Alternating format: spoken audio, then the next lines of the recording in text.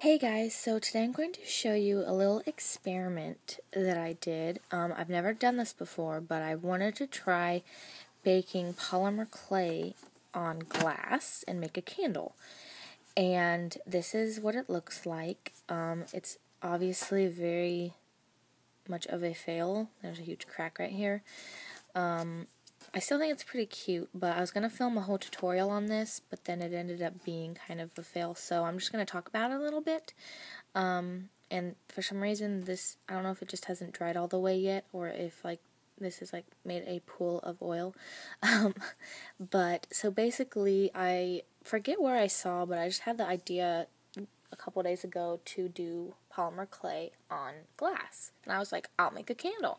And if you don't know, I already have another candle tutorial, but in that one I use sand. But I really wanted to do a real candle, and I had never done that before, and I'd never done clay on glass before, so this was kind of like a test on both of those accounts. So basically I just attached the clay to the glass, and I didn't use TLS or anything. I just stuck it on. I spent a really long time making the faces, and I videoed everything, so I'll put clips of everything at the end. But some of the stars were falling off after I baked it, so this big star fell off and this little yellow star fell off. And I was so excited to do this that I didn't read enough before that I probably should have used TLS, but also apparently it works a lot better if you cover the entire glass all the way around in a ring. So I'll be trying that again. And I also found out that Fimo works the best because this pink is by Sculpey 3, and it cracked. And I had read, after I had finished this whole thing, oh, Sculpey 3 cracks, so don't use that. I was like, great, that would have been helpful before. So, next time I'll be using only Fimo.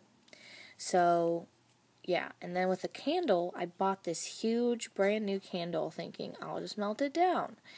Well, I didn't know how long it was going to take, so I put it in the oven on 200 Fahrenheit, and it took several hours to melt it down enough for me to pour it out, and then the wick started to melt too, and so I had to grab the wick out before it melted down too far. But after that it was okay. The metal piece and the candle stuck to the bottom of the candle, so I couldn't get it off, so I had to attach the wick to a paper clip, and it was just a whole big mess because I didn't want to have to buy wicks and wax, and yeah, so I don't know if I'll be doing an actual candle again, but I still think it came out pretty good. I don't really like how I put his face over a star because then it makes his face all lumpy. But yeah, so I did Kiki and Lala and some stars. So I'll put some clips of how I did it, but I just thought it was a cool idea, and you can do any kind of glass. It works better with flat surfaces. I wouldn't try to do something that has a lot of ridges on it because it would make it harder to cover. But I'll definitely be trying this technique again, and I'll definitely be using TLS, and I'll definitely be covering the whole thing in clay, and not just sticking pieces on like this, because these are probably all going to fall off sooner or later. And I definitely won't be using Sculpey 3, but I still think it came out pretty cute, and this this candle smells really good. It's cupcake scented, so I might be using this candle anyway. So I just wanted to show you guys because I thought it was a really cool idea. But I'll probably be doing some other ones and show you guys. So this will be my test number 1. But I hope you guys like it still, even though it's ugly. Alright, I'll talk to you guys later. Bye.